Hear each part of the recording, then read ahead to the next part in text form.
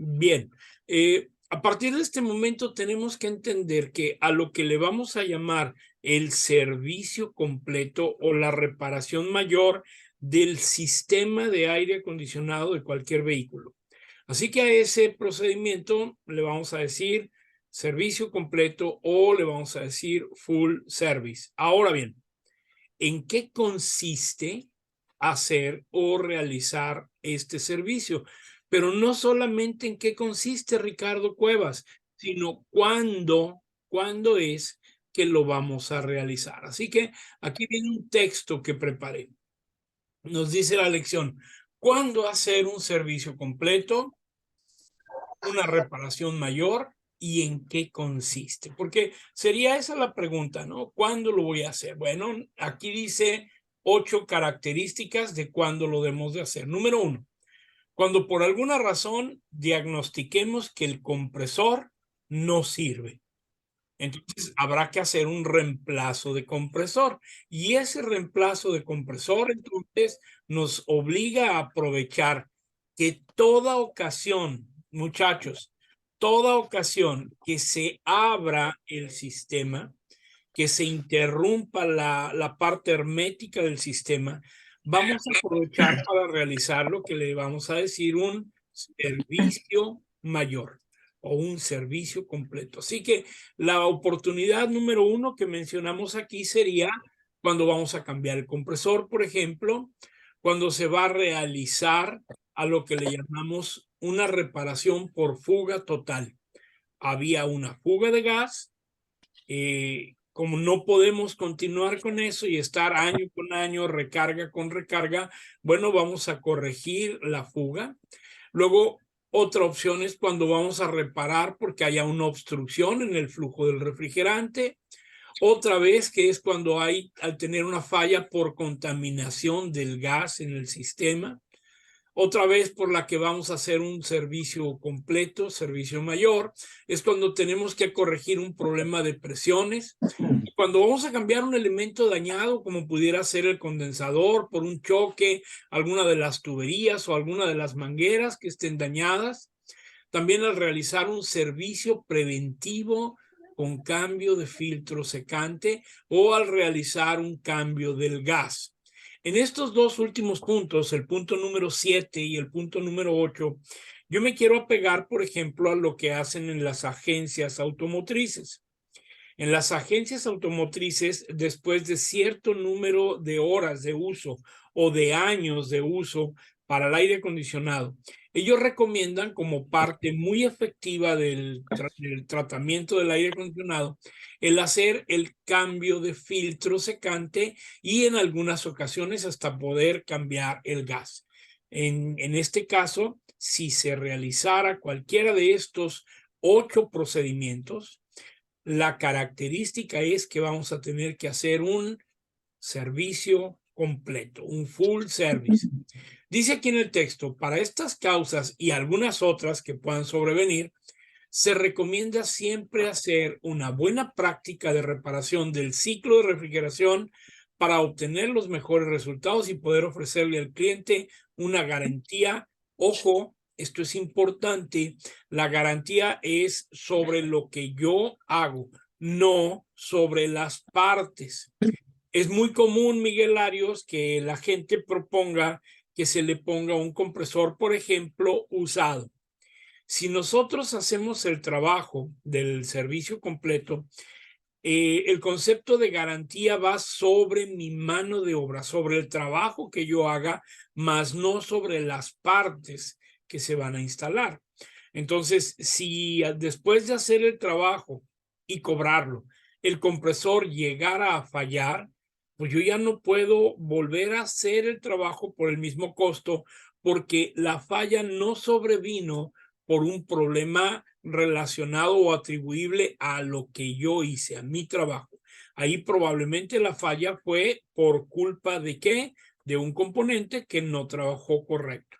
Así que siempre hay que ser claro con las personas, con los clientes. Hay que decir y hay que describir mi mano de obra en qué consiste, cuánto dura el periodo de garantía y lo más importante, aclarar que sobre partes o refacciones nosotros no podemos extender una garantía. Por ejemplo, en el mismo caso, compañero Francisco, si lo que haya fallado fue un compresor, hay que recordar que cuando yo instalé el compresor, hice todos mis protocolos, incluso cargué gas. Si después de eso el compresor falla, ¿qué va a pasar con el gas que yo cargué? Si yo no tengo un equipo preparado para recuperar el gas refrigerante, muy probablemente el gas se tuviera que perder. ¿Y quién va a volver a pagar ese gas? Yo no, pues no fue falla en mi trabajo, en mi labor. Entonces, aquí muchas veces el problema que se gesta es que se busca la garantía con el que vendió el compresor. Y en el mejor de los casos, el del compresor nos dice, ok, sí, te doy la garantía o te doy el cambio, aquí hay otro compresor, ve e instálalo. Pero dos cosas, número uno, y el tiempo, ¿quién me va a volver a recuperar ese tiempo? Y número dos, ¿quién me va a volver a pagar lo del gas? Así que en la cuestión de las garantías lo vamos a ver un poco más adelante cuando hablemos del tema de cómo cobrar, cuánto se debe de cobrar, y en ese punto es donde hablaremos acerca de cómo describir correctamente las garantías.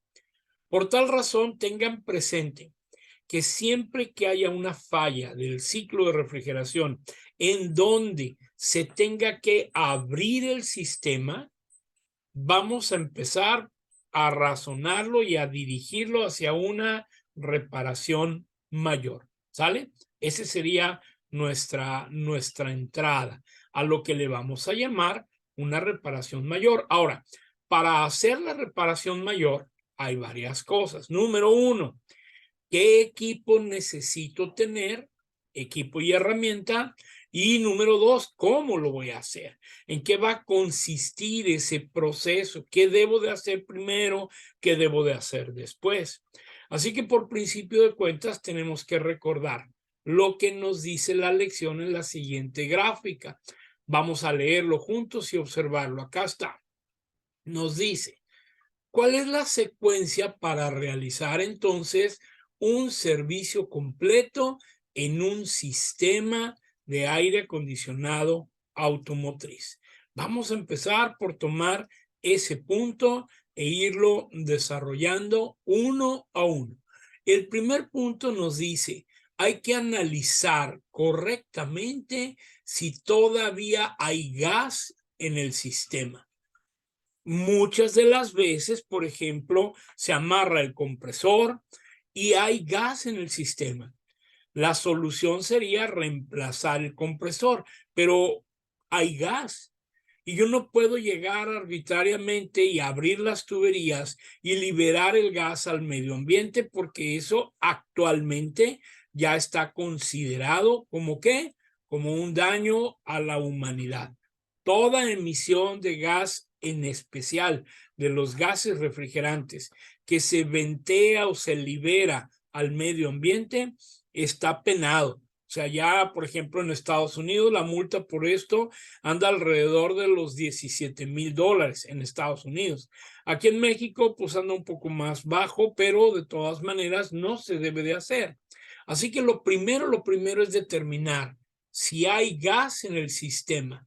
Eso lo debo de combinar con la falla que yo estoy diagnosticando. Por ejemplo, la mayoría de las fallas atribuibles al compresor siempre tienen que ver con que todavía hay gas en el sistema. Las fallas relacionadas a las obstrucciones en el sistema siempre tienen que ver con que hay gas en el sistema.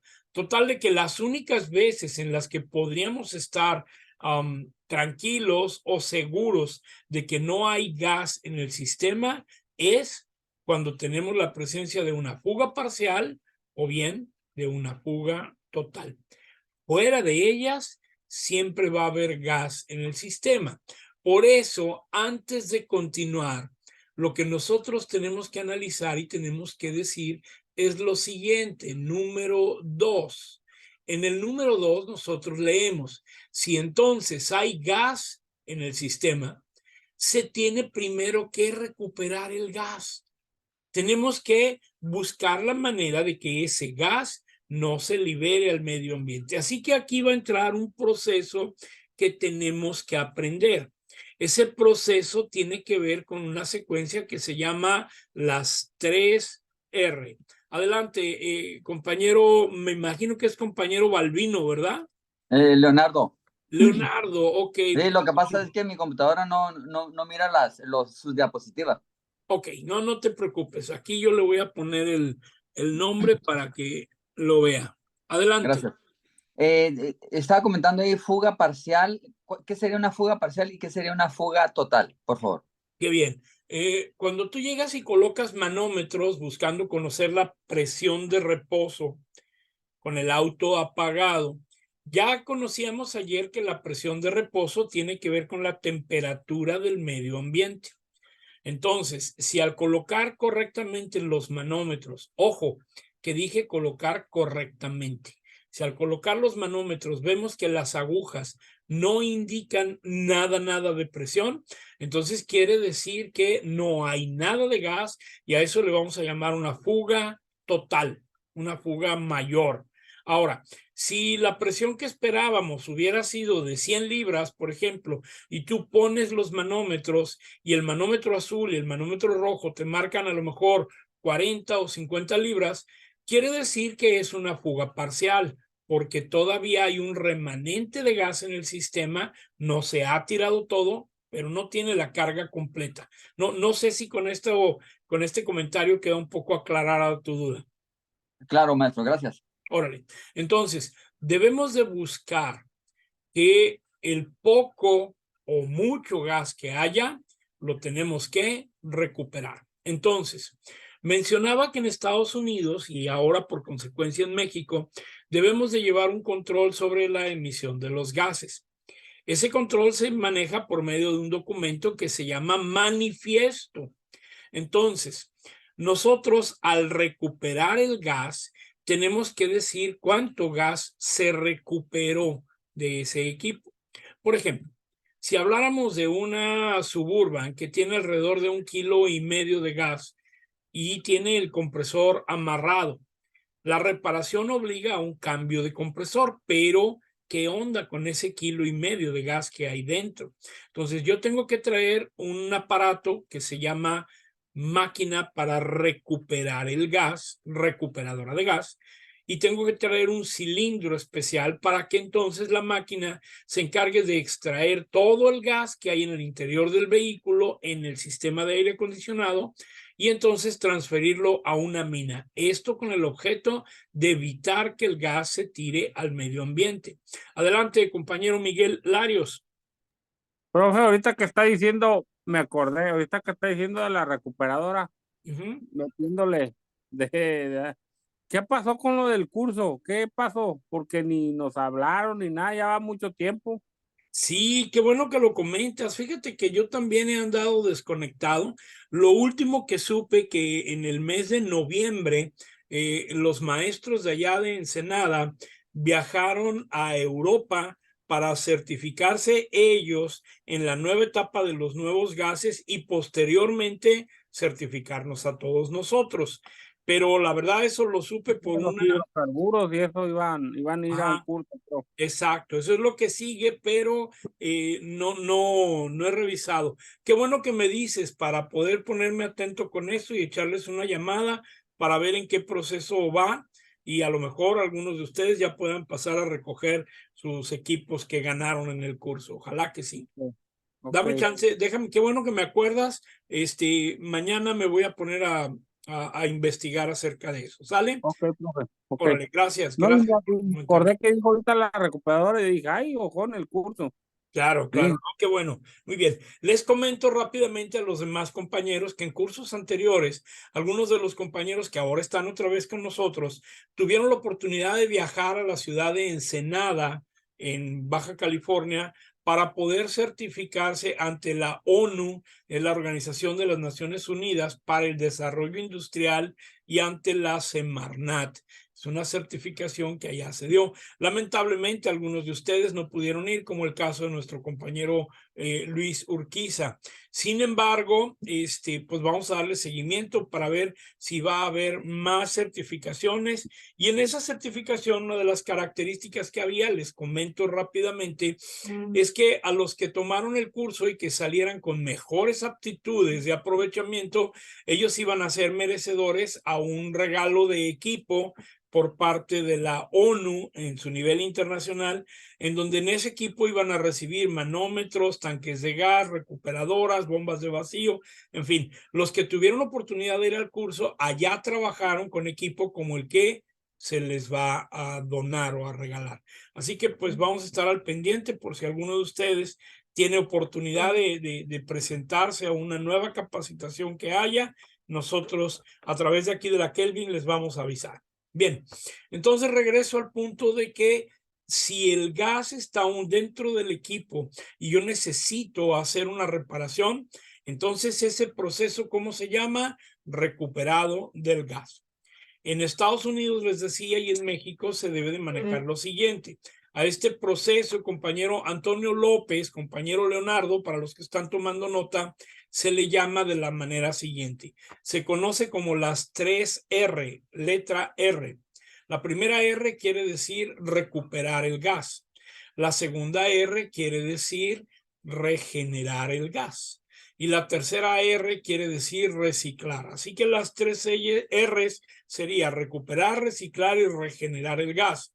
Este es un programa de certificación que se llama Buenas Prácticas.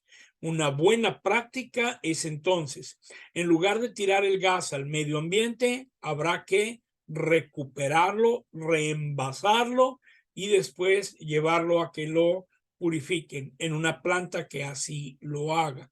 Entonces, si ya finalmente hicimos ese proceso, podemos continuar adelante, pero es necesario, es un mandato que el gas sea recuperado. Número 3, de acuerdo al texto que aquí tenemos, dice entonces la lección, una vez sin gas en el ciclo de refrigeración, necesitamos utilizar o iniciar el proceso de prueba de fugas y prueba de circulación del gas con el uso del nitrógeno.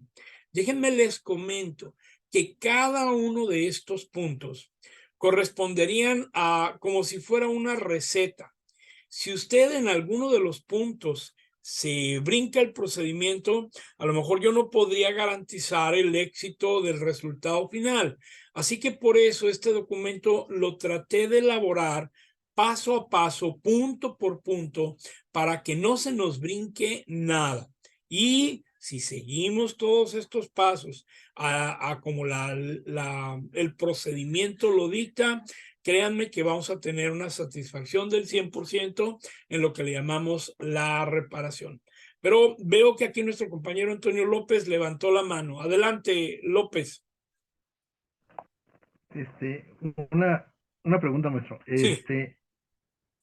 Cuando se recupera el refrigerante Sí. y se recupera en estado líquido, Sí. en teoría, teniendo el cilindro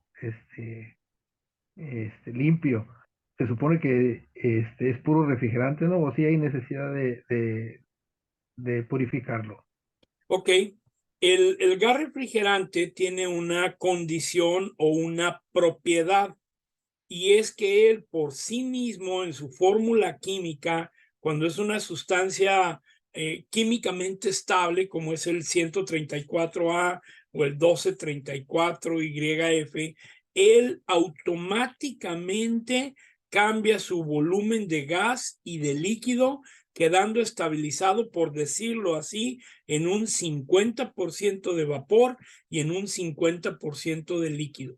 Es por eso que cuando tú compras una mina, por ejemplo, en la mina siempre se va a percibir que viene un volumen de líquido y siempre es proporcional. Ese volumen de líquido y volumen de vapor es proporcional con su presión. Así que sí, hay que recuperarlo y hay que tratar de reciclarlo. No sé si con eso respondo tu pregunta, Antonio.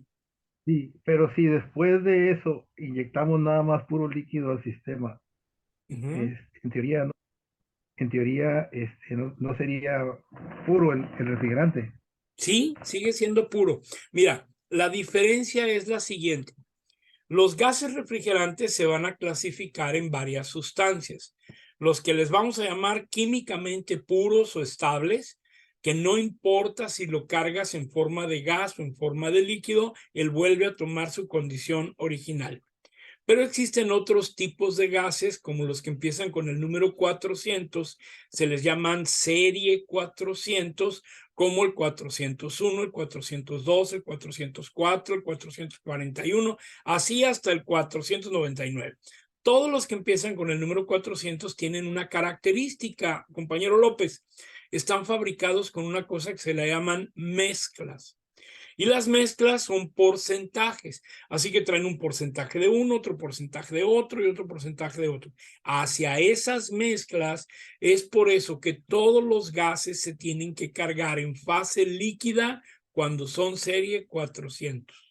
Pero nosotros también vamos a aprender a cargar gas en forma de líquido. En cualquier gas que sea, lo vamos a cargar al sistema en forma de líquido. Sí, más o menos, compañero López. Sí, maestro, gracias. Aprovechando. Por eso son mezclas, profe, no pueden estado en gaseoso porque ya no sería la combinación, tienen que ir en líquido. Así es, pierden su condición. También el gas 32 va así, líquido. Ahora, aprovechando este comentario que hace el compañero Miguel Arios y que también lo traíamos por ahí medio pendiente con el compañero López, hace un rato, antes de que iniciara la clase, en el grupo que tenemos de WhatsApp, para que lo lean ahí con calma, les puse la ficha técnica de uno de los fabricantes de los gases refrigerantes. Léanla con calmita, por favor. En la ficha técnica se las puse la del gas R134. Les puse algo muy bueno, compañero Froilán, compañero Miguel, compañero Ricardo, de que ahora ya vamos a regresar como a los tiempos de antes, en donde ya va a haber minas de gas recargables. En estas minas de gas ya no son desechables para evitar toda la contaminación que se generaba con ellas, el mal manejo.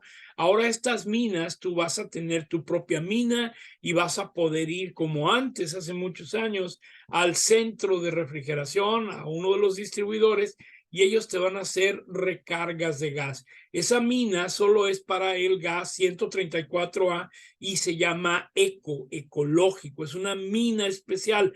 Ahí léanlo, por favor. Ya les puse todas las especificaciones, tanto del gas 134 con tanque desechable, el del tanque ecológico, que es el reutilizable. Les puse la ficha técnica del R1234YF y les puse la ficha técnica también, algo muy importante, Ramón, para los que tenemos autos que son muy viejitos, que originalmente fueron utilizados con R12, les puse la ficha técnica del gas que sustituye al viejo R12, que lo vamos a utilizar para algunos autos que vayamos nosotros a reparar bajo esa condición. Así que por favor, los que puedan, échenle un vistazo a esa información. Es una información técnica muy, muy importante y también pues muy actual. ¿Sale? Sale, ya lo hice.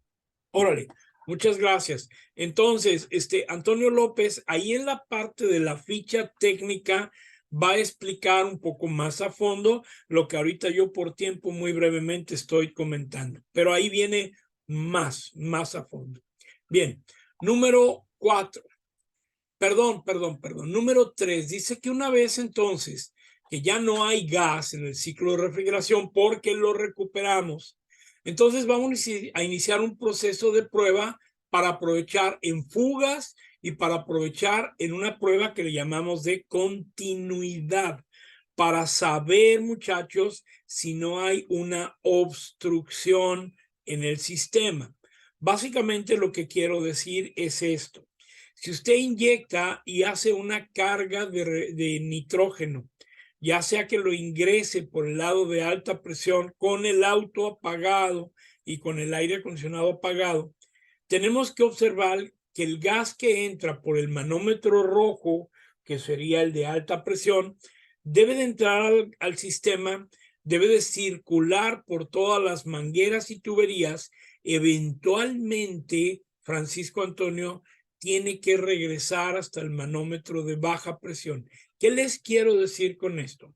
Imagínenlo así. Si yo inyecto gas por alta presión, el gas entra en el punto en donde está, tiene que ir a hacer un recorrido, llegar a la baja presión y entonces el manómetro de baja presión va a empezar a subir. Eso es a lo que le llamamos una prueba de continuidad. Sin embargo, compañero Cristian, si yo empiezo a meter gas por el lado de alta presión, pero el manómetro de baja presión nunca se mueve, eso quiere decir que hay una obstrucción y que entonces el gas que yo estoy metiendo por alta presión en algún lugar se está taponando y eso no permite que el gas dé la vuelta para que llegue al lado de baja presión. Recuerden que una de las fallas probables por las que pudo haberse tirado el gas pudo haber sido por una obstrucción en el control de flujo. Esto ocasionó que subiera demasiado la presión y que la válvula de alivio se abriera y tirara el gas. Así que cuando tú llegas y pones manómetros, es probable que el manómetro te diga que hay o una fuga parcial o una fuga total. Entonces yo tengo que probar con nitrógeno para saber si hay fuga y dónde está, y también voy a aprovechar en esa prueba que le vamos a llamar prueba de continuidad, Ramón Ábalos, porque en el sistema normalmente todo está comunicado. Entonces, si yo meto gas por alta presión, eventualmente tiene que recorrer todo el sistema y llegar a la baja presión, donde yo tengo conectado mi manómetro. Así que al meter el gas y dar la vuelta en el manómetro, debería de subir. ¿Qué quiero decir? Que si yo inyecto 100 libras por alta presión, esas 100 libras tienen que dar la vuelta y llegar a la baja presión. Así que el manómetro me debería de quedar 100 libras en la alta y 100 libras en la baja. Pero si yo inyecto 100 libras y nunca llega la presión al manómetro de baja, entonces ¿eso qué quiere decir? Que en algún punto del sistema hay una obstrucción y a esa prueba le llamamos una prueba de continuidad. Ramón Ábalos dice, circuito cerrado es cuando ya se cargó el gas requerido por el sistema. Ok, eso sería ya cuando le cargamos el gas, pero ahorita estamos hablando de hacer una prueba con un gas que se llama nitrógeno. ¿Sale? A ver, compañero Antonio González, veo su mano, hágame su comentario, por favor. Disculpe, entré un poquito tarde. Sí, No, estaba revisando ahí los puntos. Estamos en el tercero, ¿no? Donde dice correcto. que hay que hacer la prueba de continuidad. Ahí en ese caso hay que inyectar nitrógeno a cuántas libras, perdón. Podemos empezar con 100 libras. 100 libras ya sería 100 una libras. buena cantidad, así es. Y ya después de las 100 libras podemos ir incrementando para poder verificar que haya continuidad. Y al llenarlo vamos a experimentar para ver si hay o no hay fugas. Ok. Ahí en ese caso el manómetro rojo y el azul se tienen que mantener a cuántas libras.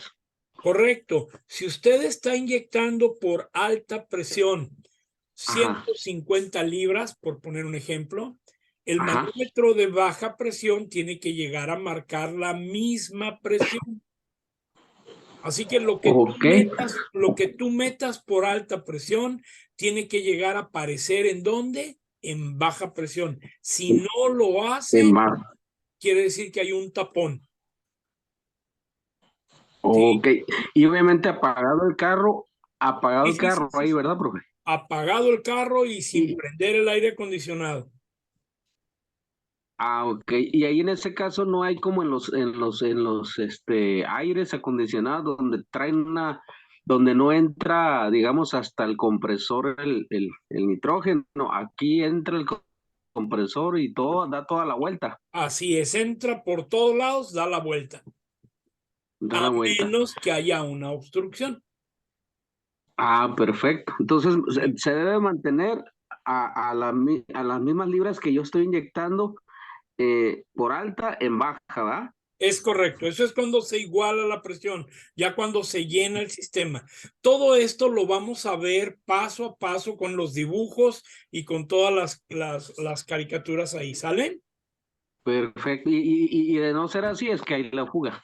Claro, así Y es. de todo modo se va a ver ahí, ¿no? El ruido, donde Exacto, sale, ¿no? se ve y hasta se Un oye. atomizador y jaboncito. Ok.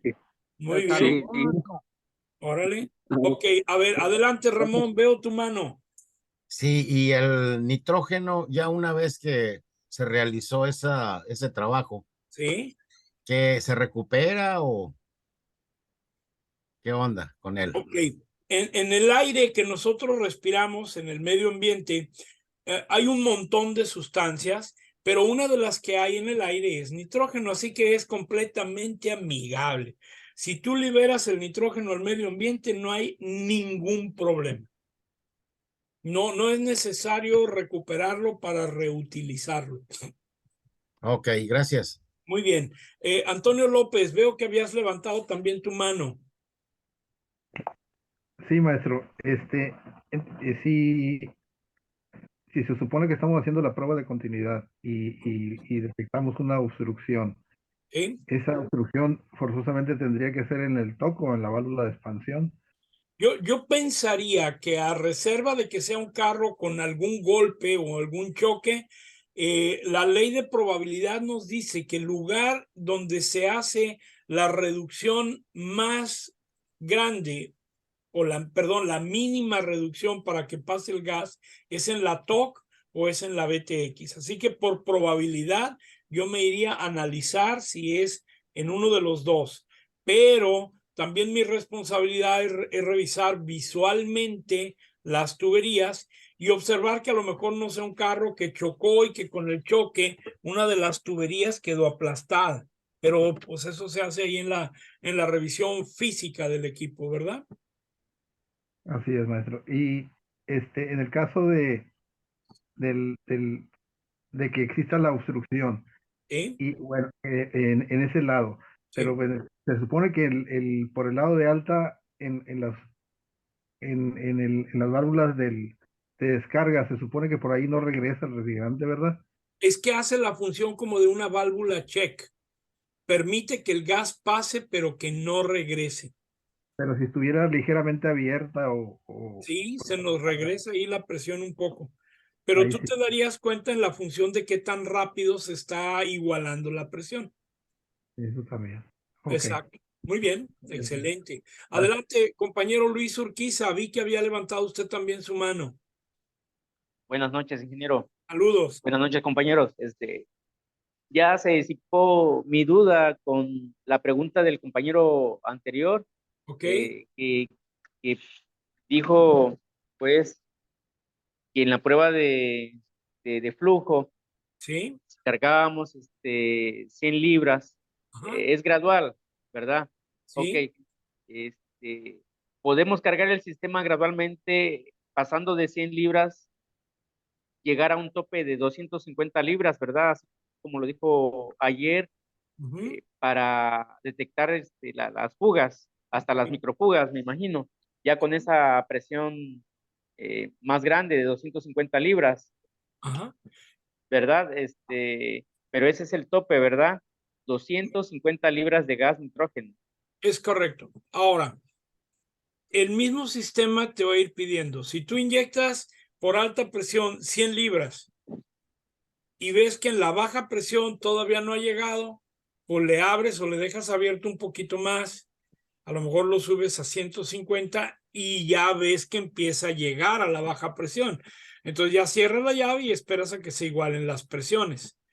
Pero si tú estás inyectando, ya llevaste 100 y no aparece nada en la baja presión, ya llenaste 150 y no aparece nada en la baja presión. En ese caso, lo máximo que yo te recomendaría que metas sería 250. Si tú metes 250 y ves que no llega a la baja presión, olvídate, no sigas adelante. Quiere decir que hay un super tapón por ahí. Ok, ¿Vale? sí, Ok. entendido. Bien, Sí. gracias. Muy bien, adelante. A usted, ingeniero. Órale, adelante, compañero Antonio. Sí, profe, ya con la pregunta del compañero ya lo más claro lo que iba a preguntar. Gracias. Órale, muy bien, sale. Entonces, el nitrógeno aquí es el producto o el material que vamos a utilizar para estas dos pruebas. Prueba número 1, saber si hay o no hay fugas. Y prueba número 2, saber si hay continuidad, es decir, que no exista una obstrucción. Entonces, nos vamos al punto número 4.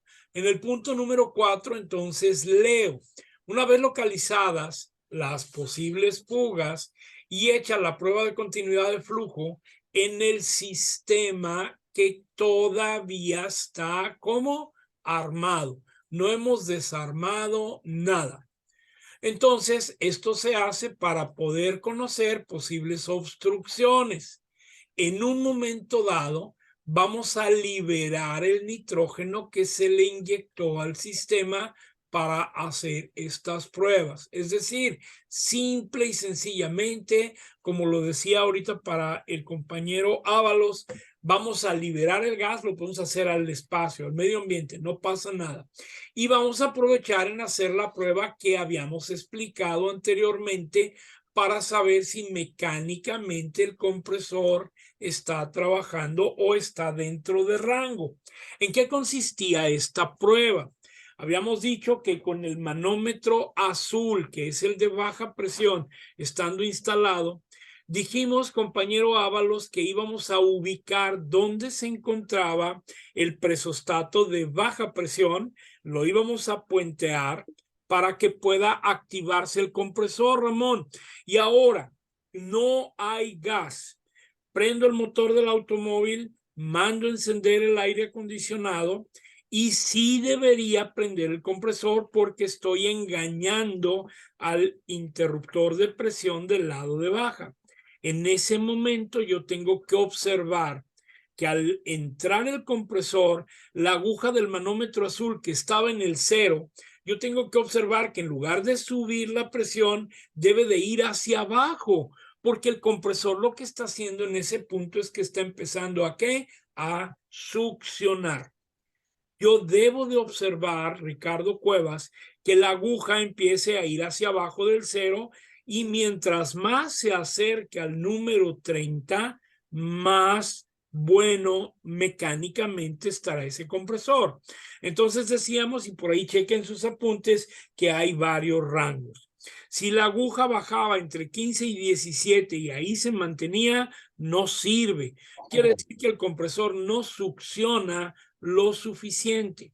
Ahora, si bajaba del rango, ya se iba a los 20, 25, 28, casi llegando a 30, y eso indica entonces que el compresor tiene una muy buena succión.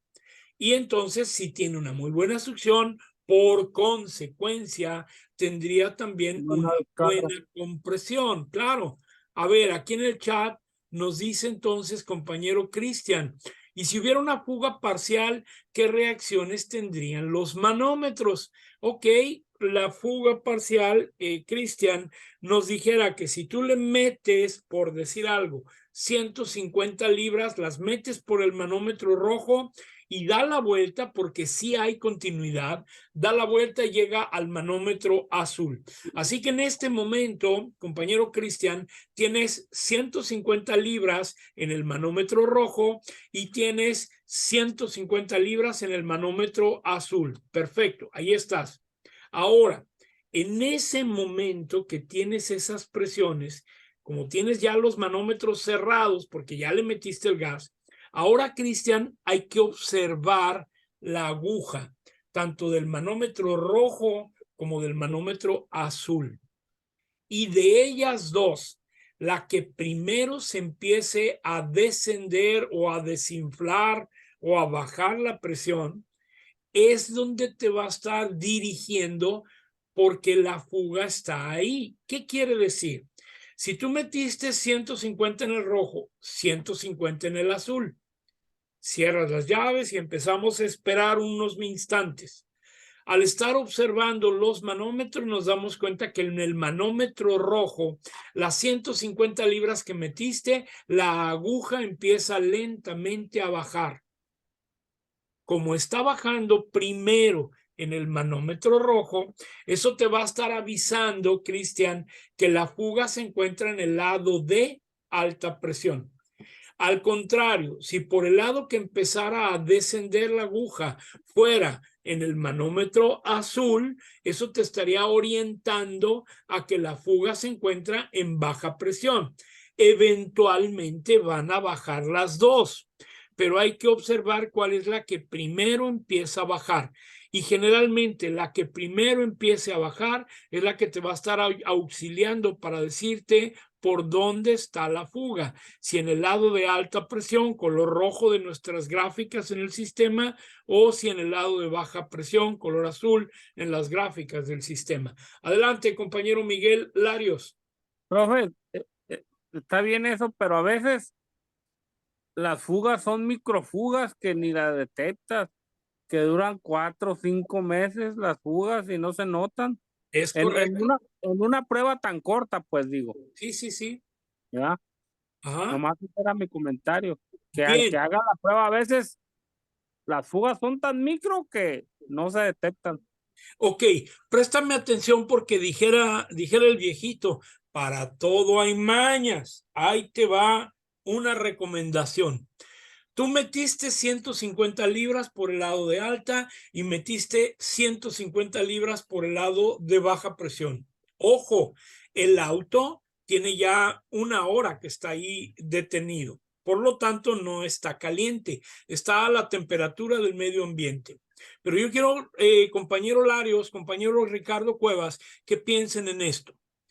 Cuando el sistema está trabajando normalmente, ¿cómo es la condición de operación de la manguera del lado de alta presión? Ubíquense todos en esto. Es la que sale del compresor y va al condensador. Es una manguera negra de hule, de un neopreno especial.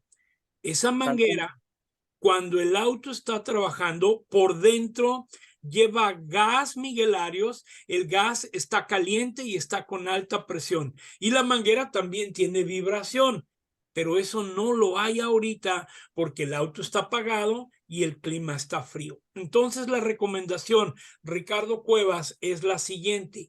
Con tus 2 manos, ve y toma esa manguera, la que va del compresor al condensador, y entonces Ramón, Ricardo, Miguel, empiecen a mover un poco la manguera, porque al mover la manguera, si ella estuviera porosa, vamos a provocar que en el manómetro empiece a descender un poco la presión y nos va a ayudar a dirigirnos, aún de que sea una microfuga o una porosidad.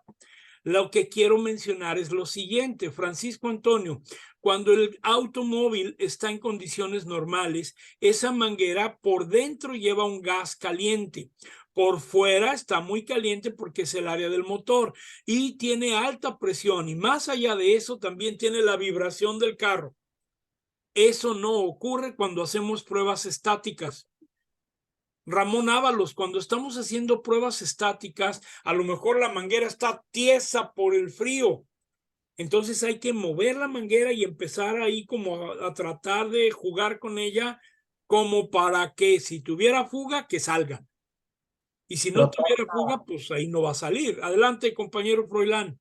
Tratarla un poco, o sea, tratarla como de doblarla un poquito nada más. Sí, sí se puede, porque son mangueras al final de cuentas de hule. Así que sí se puede, pero hay que provocarlo. No sé, Miguel Arios, si este punto nos ayude un poco en la explicación. Sí, no, de hecho sí lo he realizado eso, y la porosidad también. Vamos, si las cargas a 250, sale la porosidad y todo eso. Pero a veces, como todo, a veces las microfugas, por más que le muevas, no la detectas. Y Y sí, normalmente esas salen, las así es. microfugas que no detectas es en el condensador.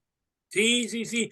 Y si no llegara a salir, ya dijimos el otro día en la clase, lo que vamos a hacer es que vamos a avisarle al cliente, mira, tiene una microfuga, no la encontramos, no se ve, pero te vas a llevar tu auto trabajando, le vamos a hacer una carga de gas con una tinta, va a enfriar unos días, cuando deje de enfriar, tráemelo, porque le vamos a pasar con una lámpara especial y con esa lámpara vamos a detectar dónde está la o las fugas. ¿Sale? Bien, adelante Luis Urquiza, su comentario. Ingeniero, ya con la experiencia uno puede determinar, viendo el material de la manguera, cómo está, si está así como agrietado y se le nota pues ahí las cuarteaduras. Entonces, fácilmente, ¿no? Le dice al cliente, tenemos que cambiar esta manguera porque pues el sistema me engaña y aparte porque pues el material aquí lo indica, está agrietado, está fisurado. La ¿Sí? cambiamos y allá determinando pues en base a la experiencia y la observación, ¿verdad? Claro. Para evitarnos tantas vueltas, ¿ves? Sí, Sí, sí, claro. ¿verdad? Claro, Sí. sí, sí, sí. Ok, sí. Acuérdese que el sentido común y una buena observación del sistema nos ayuda mucho, ¿verdad? Sí, No hay que despreciar eso. Muy bien, sí. gracias. Adelante, Gracias, compañero gracias. Pimentel. Y mira, yo también me ha pasado que no salgo la temporada cuando ya se le tiene que recargar. Y por más que les decía en aquel entonces que buscaran la fuga, pues aparentemente no la encontraban o no hacían el trabajo. Ok. Una probabilidad, y no por justificar a quienes hagan ese trabajo, es que muchas veces ellos lo que hacen, compañero Pimentel, es que le meten aire comprimido al sistema en lugar de nitrógeno. El problema con el aire comprimido es que apenas de que tú tengas un muy buen compresor, podrías inyectar, no lo sé, arriba de 150 libras. La mayoría de los compresores de aire pueden generar, de acuerdo al tanque que tengan, el tanque de recepción, pueden generar a lo mejor 100, 150 libras, que es quizá lo máximo. ¿Qué es lo que sucede? Que con el nitrógeno nosotros podremos meter hasta 700 libras si quisiéramos. No lo vamos a hacer así, Ok. pero es la enorme ventaja de utilizar el nitrógeno. ¿Sale? Ok, correcto, gracias. Bien, muy bien. Adelante, compañero Leonardo. Sí, profe, una pregunta. ¿Esas microfugas se podrían identificar con el detector de fugas? Oh, sí, sí, segurísimo. Pero hay una cosa, Leonardo. El detector de fugas, de acuerdo a lo que dice en su publicidad, él menciona que el aparato está calibrado para detectar el equivalente de una fuga en una onza durante un año. O sea, imagínate el tamaño, es la publicidad que ellos dan. Imagínate el tamaño si fuera así. Una fuga que son alrededor de 28 gramos, una onza. Imagínate que en un año esos 28 gramos se están fugando. O sea, es una cantidad microscópica. Pues se supone que el aparato está tan bueno que logra detectar o leer esas partículas. Ok, eso es lo que dice. Pero ¿qué es la realidad? Sí las encuentra. Yo no sé si ha sido una fuga o no, pero de una onza o de dos, no lo sé, pero sí las detecta. Es uno de los equipos, a mí en lo personal se me hacen de los más precisos. Pero igual, cuando tenemos las microfugas es porque utilizamos la jabonadura espesa. Y para la jabonadura espesa, imagínate una fuga tan, pero tan pequeñita, no alcanza quizá, Leonardo, ni a levantar el jabón para hacer una bombita, ¿no? Entonces, en este caso, sí, siempre, por favor, recuerden, cuando sean mangueras, tanto para la alta y para la baja presión, No pasa nada, Leonardo, Antonio, si ustedes agarran las mangueras y las pueden mover. Pero hay una cosa, Leonardo, el detector electrónico no detecta al nitrógeno. No detecta el nitrógeno. Así que si tú tienes el sistema cargado con nitrógeno para buscar fugas y traes el detector, aunque la fuga fuera grande, el detector no chifla, no te avisa, porque el detector solo detecta la sustancia química que tienen los gases refrigerantes. Se llaman fluorocarbonados. No sé si queda claro eso, Leonardo. Bien claro, profe, gracias. Órale, muy bien. Adelante, compañero Antonio. ¿Qué tal, profe? Dos cosas nada más. Lo que comentaba ahorita, entonces, moviendo la manguera, vamos a ver que va a bajar el manómetro de alta, ¿verdad? Sí. Sí, el rojo. El manómetro que baje primero, él te está avisando dónde está la fuga. ¿Por dónde está la fuga? Te va a orientar. Sí, te va a dar una guía. Sí, claro. Obviamente si está en las mangueras, pero si está en el evaporador o en la condensadora, pues no. Ándale, pero otra vez, acuérdate que hay más mañas. Entonces, en el evaporador, Miguel Larios, pues yo no puedo desarmarlo para poder ver si a lo mejor ahí está. Pero no sé si recuerden que en una de las clases anteriores, cuando hablábamos acerca del mantenimiento preventivo, Ayer dijo que le pone en la salida, le pone la maquinita y ya. No, sí. Pero no, digo pero que espérame, mover las mangueras. espérame. Dicen los chavos, quimis. Ahí te va. En el evaporador hay un drenaje por donde el evaporador tira la humedad que se genera cuando está trabajando, los condensables. Si tú tomas un cotonete, como esos que se utilizan para limpiar los oídos, si tú tomas un cotonete y lo metes por donde está ese drenaje, como para tratar de hacer un raspado allá adentro, cuando sacas el cotonete, tú debes de ver que lo que salga sea algún líquido, pero no aceite y menos fosforescente. Si cuando haces ese raspado ahí lo que tú encuentras es que es aceite o que saca tinta fosforescente, no pierdas el tiempo, hay fuga en el evaporador. Eso es mucho más práctico porque a lo mejor al principio no todos tenemos el aparato electrónico para detectar fugas. Así que tenemos que echarnos un clavado y buscar esa manguerita por donde tira el goteo del evaporador y ahí hacer un raspado, como ahora que se puso de moda para las pruebas del COVID, sería más o menos hacer lo mismo, meter un hisopo para poder hacer un raspado, sacarlo y analizar cómo salió de ahí. Eso lo podemos hacer y siempre que hay fuga en el evaporador, también va a haber un pequeño charquito de aceite. Es de lo que se trata esa prueba. ¿Sale? Como consejo, ¿no? Es un consejo más, un tip. Bien, continuamos entonces. Bueno, ya checamos que el compresor funciona, que está dentro de rango. Ahora vámonos al punto número 5. En el punto número 5 nos dice, vamos a empezar a desarmar el sistema. ¿Para qué lo voy a desarmar? Para reemplazar algunos componentes que van a ser necesarios, que siempre se deben de cambiar. ¿Cuáles son estos? La TOC. La TOC no se lava, la TOC se cambia por una nueva. La BTX.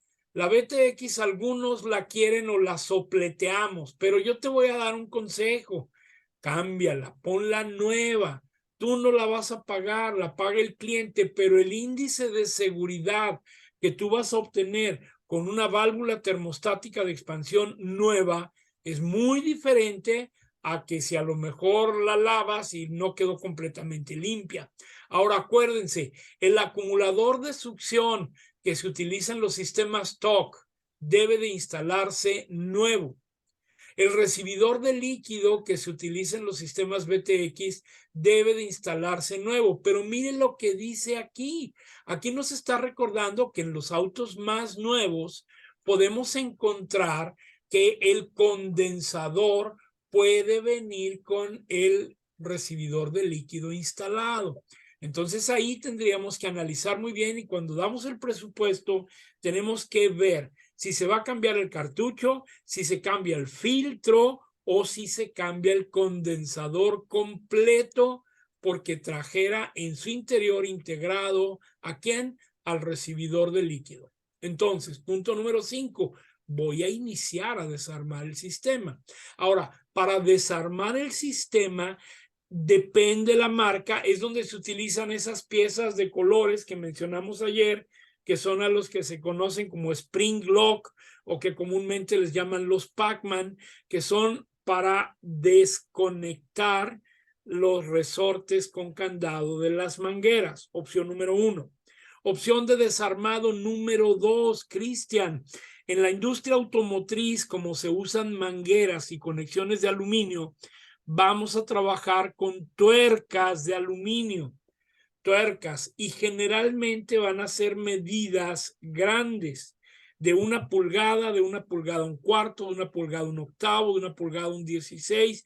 Así que hay que conseguir llaves españolas o llaves mecánicas grandes o crecientes grandes para poder liberar esas uniones y en un momento dado desarmar el sistema. Ahora, Antonio López, recuerden por favor que en todo punto de unión, ya sea por candado de resorte, Spring Lock, o ya sea por conexión roscable, en todo tipo de unión siempre va a llevar un empaque redondo.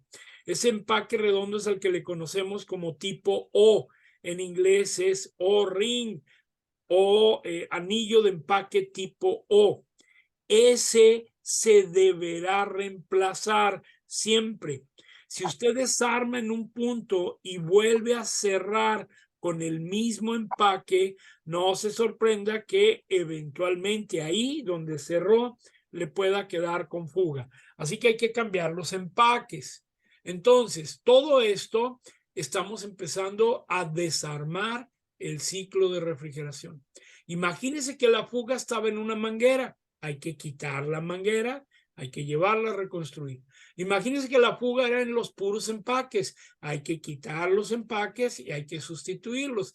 En este punto número 5, eso es lo que estamos haciendo. Ahora, vamos a aprovechar, punto número 6, vamos a aprovechar, compañeros, que ahora ya tenemos el sistema desarmado.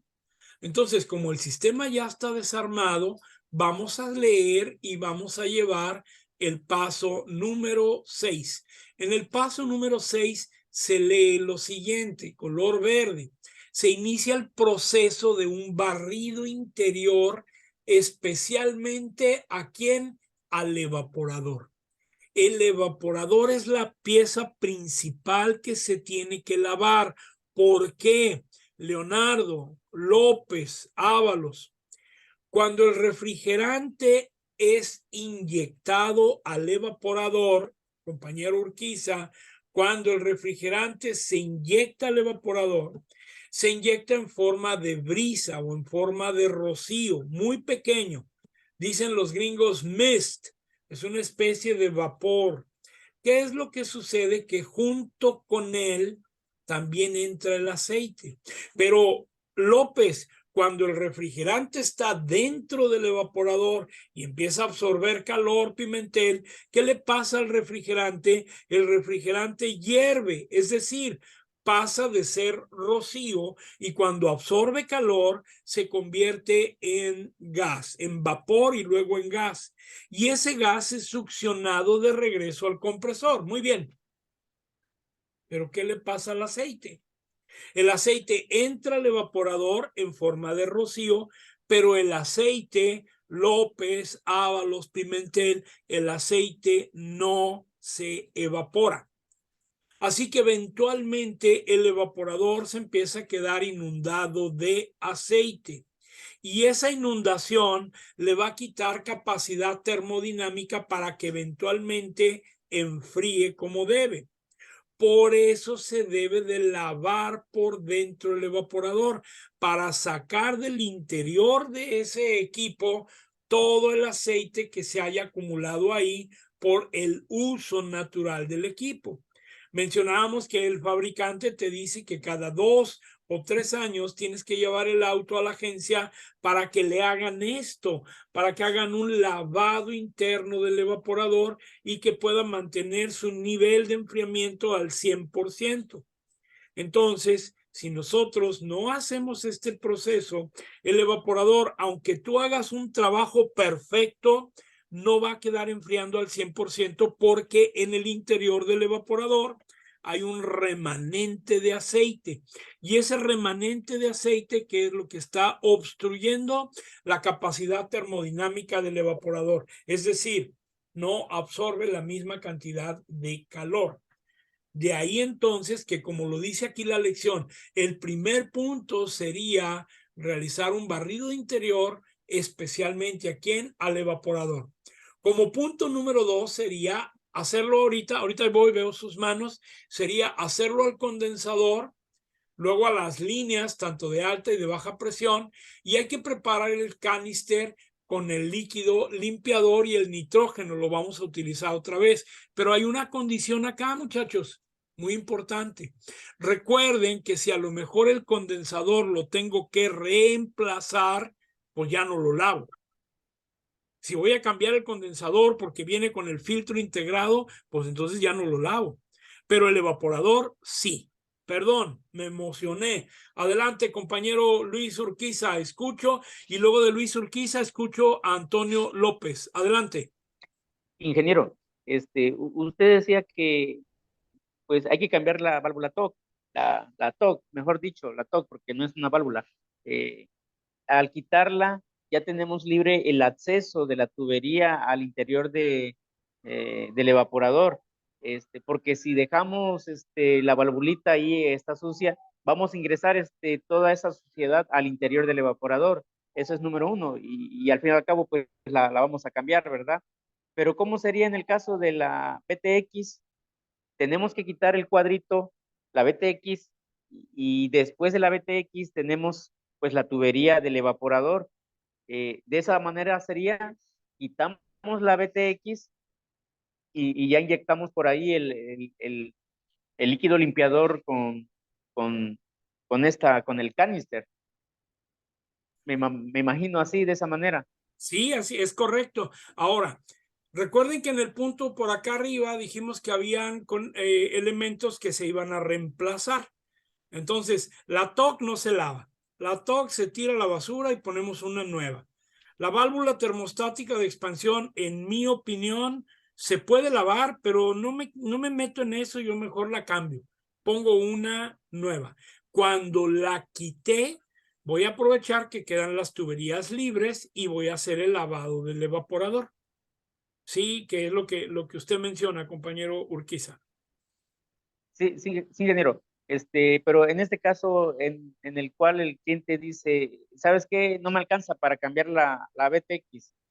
Pon la misma, por favor. Así me va a decir. Sí. ¿Le podemos hacer algo a la BTX? Sí, Ya en ese caso, pues lavarla. Sí, ¿cómo la lavaríamos? Yo le voy a sugerir, no le meta ni tiner, ni alcohol, ni aguarrás. Simplemente sopletéela. Si tiene nitrógeno, sopletéela con nitrógeno. Si no, cámbiela. Dígale al cliente que lo mejor para seguridad y garantía de su trabajo es ponerla. Entonces yo le voy a decir al cliente algo así.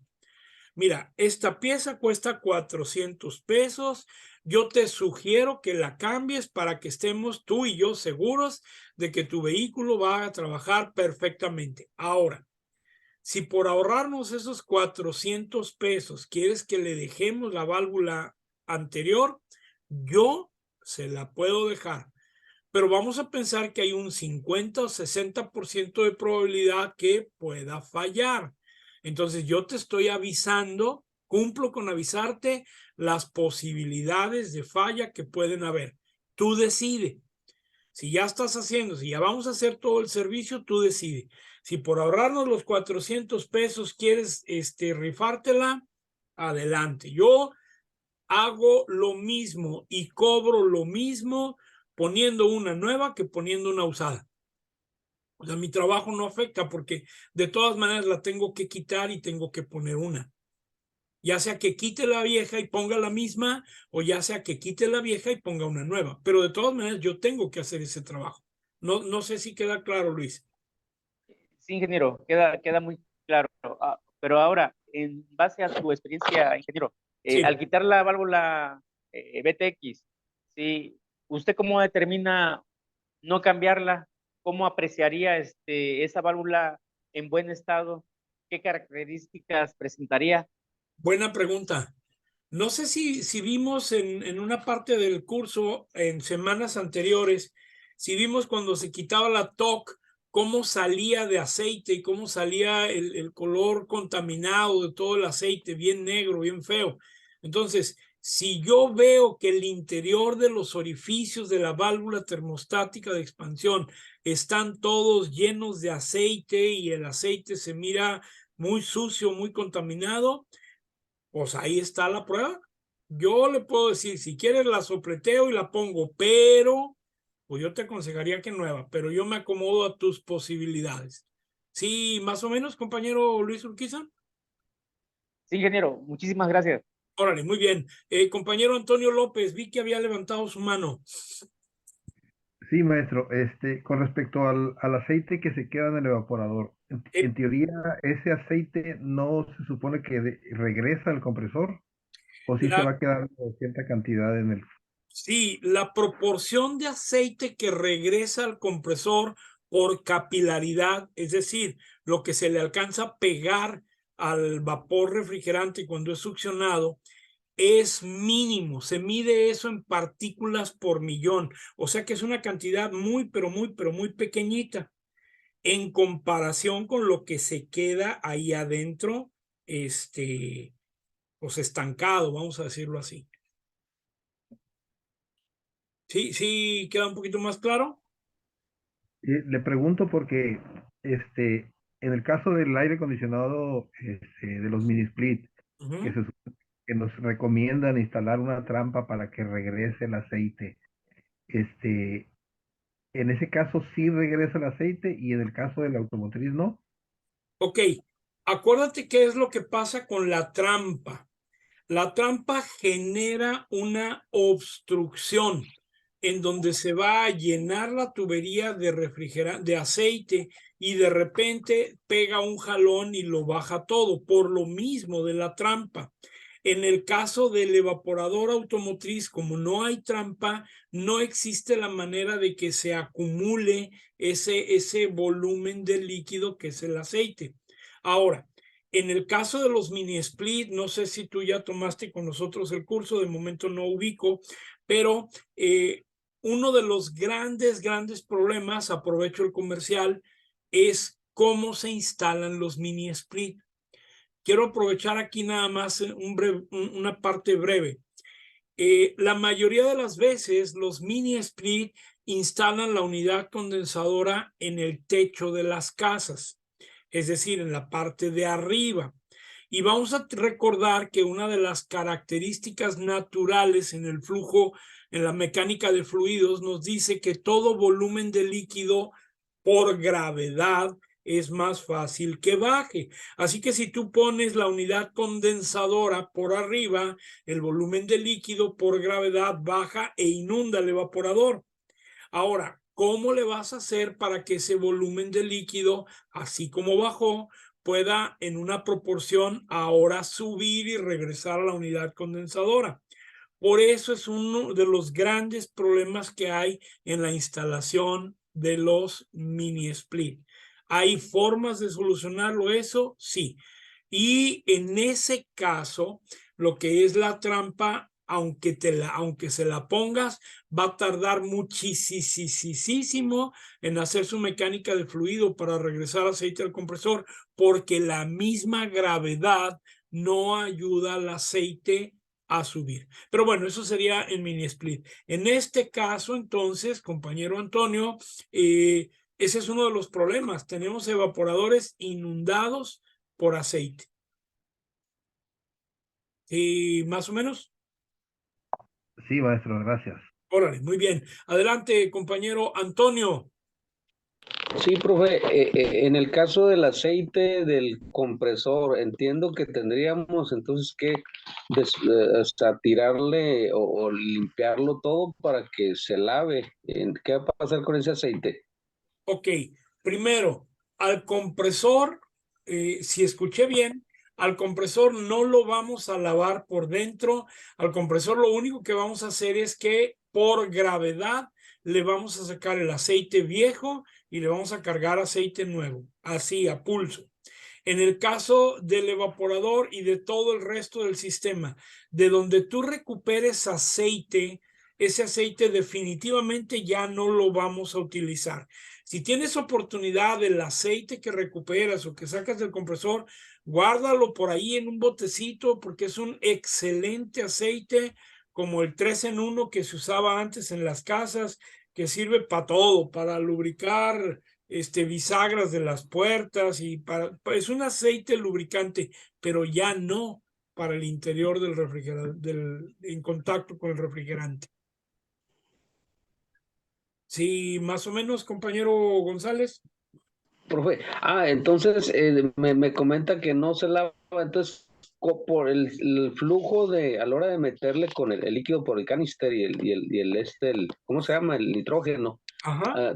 Da la vuelta nomás por las líneas, no entra al compresor. No, no puede entrar al compresor, no puede entrar ni al filtro deshidratador, ni puede entrar al recibidor de líquido. ¿Por qué? Porque en el interior lleva unas moléculas de una sustancia que se llama sílica, que es carbón activado de silicio, que con esos procesos lo pulverizamos y lo podemos dañar. Entonces no se cambia. Más bien no se lava, sino que se deben de poner siempre nuevos. Ok. Entonces tiene que ver la posición entonces donde lo vamos a colocar eso, Sí, ¿verdad? Para sí, que no, sí. no vaya a Todo esto lo vamos a ver y lo vamos a ubicar en video, en práctica y físicamente aquí en la clase. Ahorita estamos en la parte de la inducción, de ver el cómo debería de ser y luego cómo lo vamos a ir haciendo. ¿Sale? Ok, profe. Gracias. Ahí vamos ahorita para el receso. Denme un minutito más. Sigue aquí el número 7. En el número 7 nos dice que le vamos a hacer el cambio de aceite ¿a quién? Al compresor. Y vamos a aprovechar al resto del sistema para hacer el cambio de aceite. Así que el 7 me dice, se le hace el cambio de aceite al compresor, se le saca el aceite viejo y se le agrega aceite nuevo con tinta fosforescente. Eso quiere decir UV, ultravioleta, y dye quiere decir fosforescente al sistema. Vamos a ponerle 2 onzas de aceite líquido, 2 onzas líquidas de aceite al compresor, 2 al condensador, 2 al recibidor de líquido o al acumulador de succión y otras 2 onzas al evaporador. Vamos a ver en la clase cómo se va a cargar el aceite en cada uno de estos puntos. Pero recuerden, si la carga que estamos haciendo de aceite es para un automóvil que sea del tipo single, sencillo, van a ser 8 onzas de aceite. Pero si nosotros vamos a cargar un sistema de doble aire acondicionado, van a ser 12 onzas. Ahora, al estar cambiando el aceite, número 8, siempre vamos a cambiar los empaques.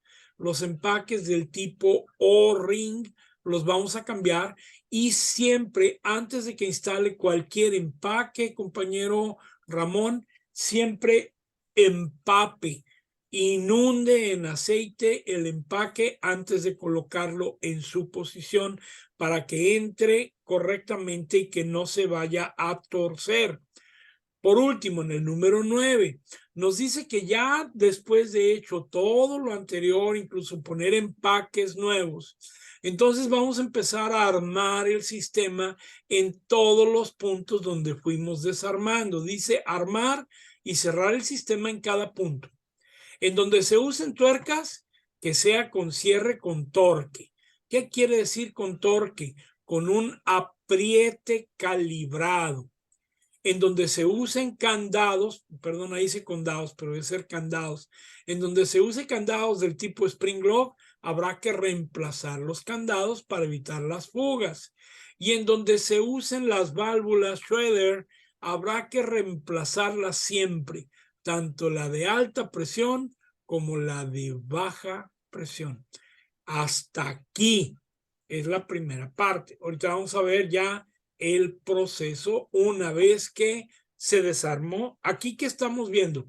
Se sacó el gas, se desarmó, se hicieron pruebas, se lavó, se volvieron a poner empaques, se cargó aceite. Todo este show es la primera parte. ¿Vamos a requerir un torquímetro? Sí. Idealmente, sí. Entonces, este proceso continuará ahorita después de 5 minutos de receso. ¿Sale, vale?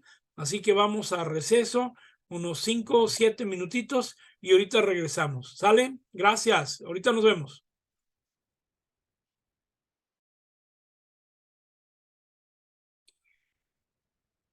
Les comento que este texto lo voy a publicar hoy al finalizar la clase para que lo puedan tener todos ustedes y que pueda ser la secuencia correcta de lo que sería el proceso para realizar el servicio mayor. Continuamos entonces por acá. Número 10. Adelante, Antonio, veo tu mano. Mande usted. Profe, perdón, esas válvulas Schroeder, ¿cuáles son? No recuerdo, no sé. Ok, Sí. excelente. Pregúntenme. Son los pivotitos que quedan en la conexión de los adaptadores. Son las válvulas, pivotes, algunos le dicen almitas. ¿Sí ubicas?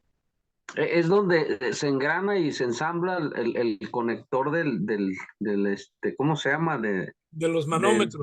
De los manómetros. Así es. Lo que pasa es que muchas veces ahí se genera una fuga.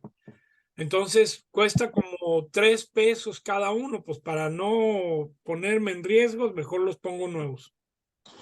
Son de las tomas, ¿no? Sí.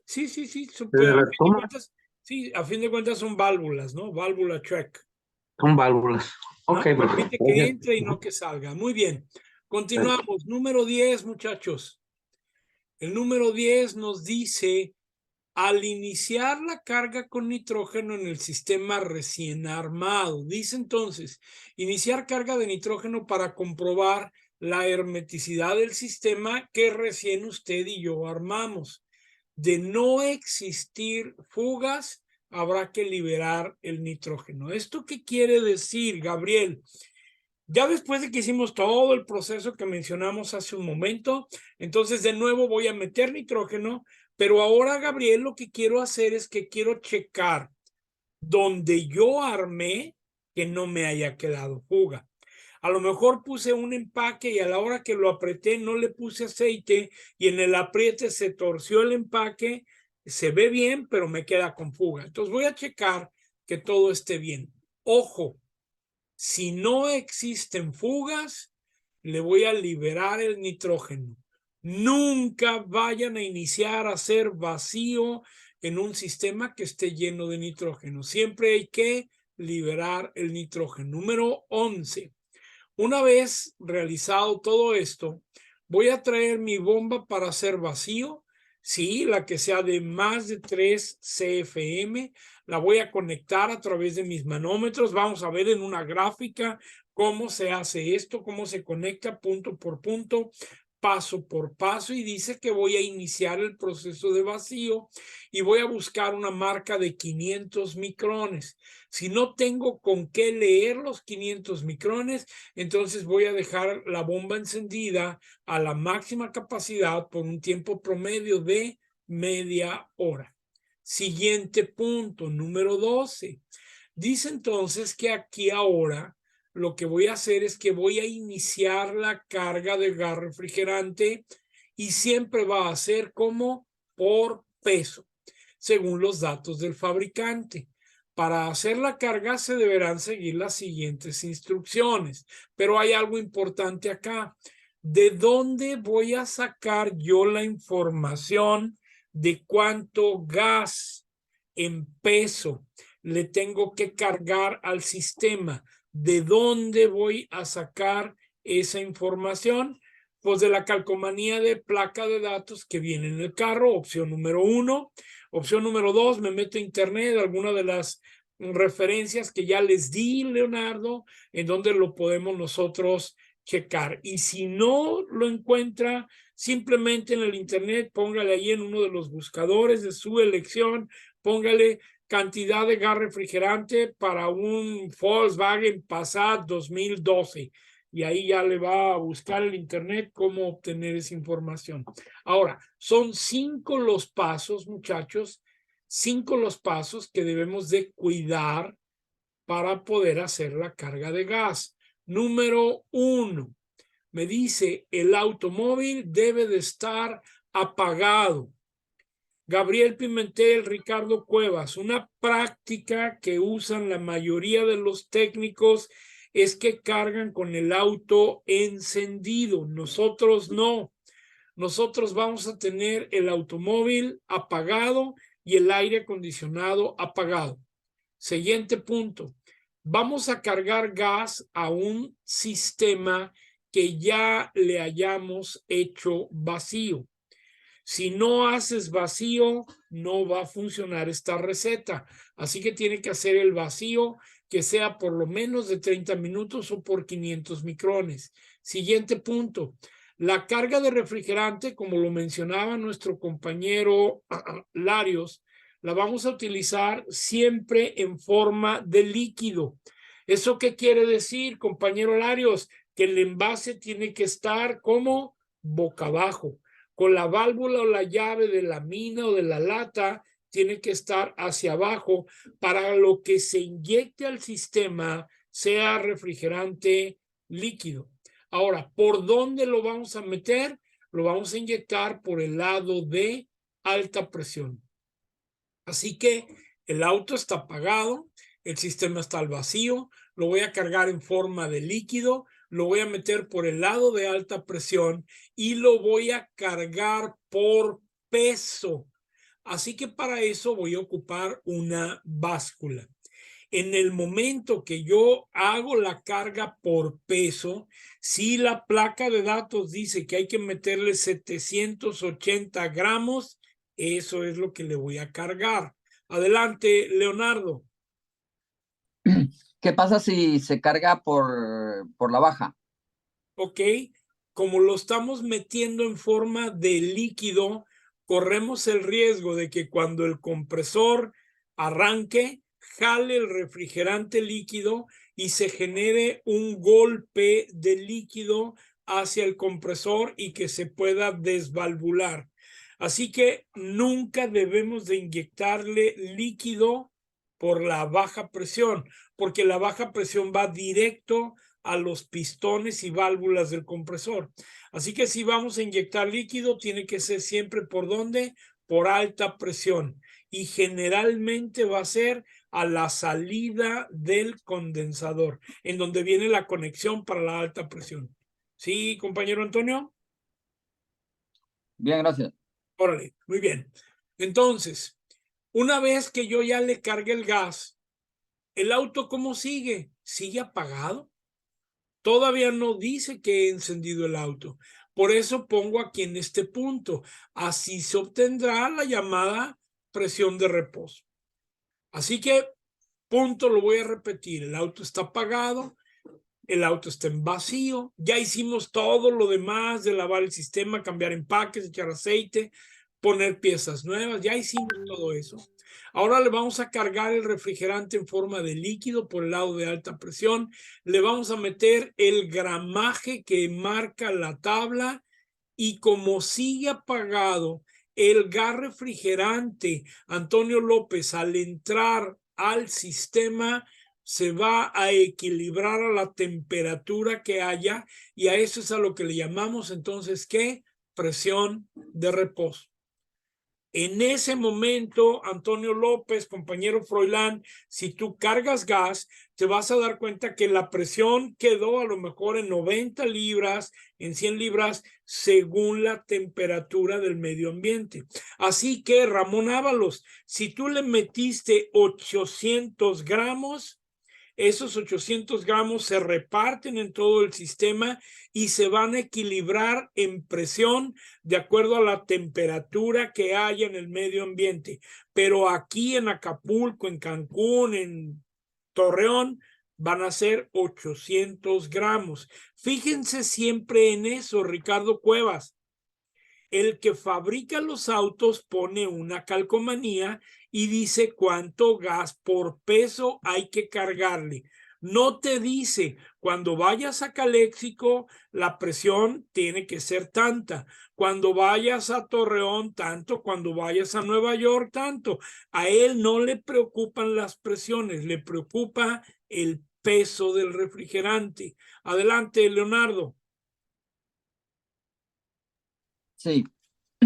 Y si no tuviéramos la balanza, lo trabajaríamos con manómetros. Sería ahí por medio también por la alta, ingresar el refrigerante. Sí, la carga de gas va a ser siempre por la alta.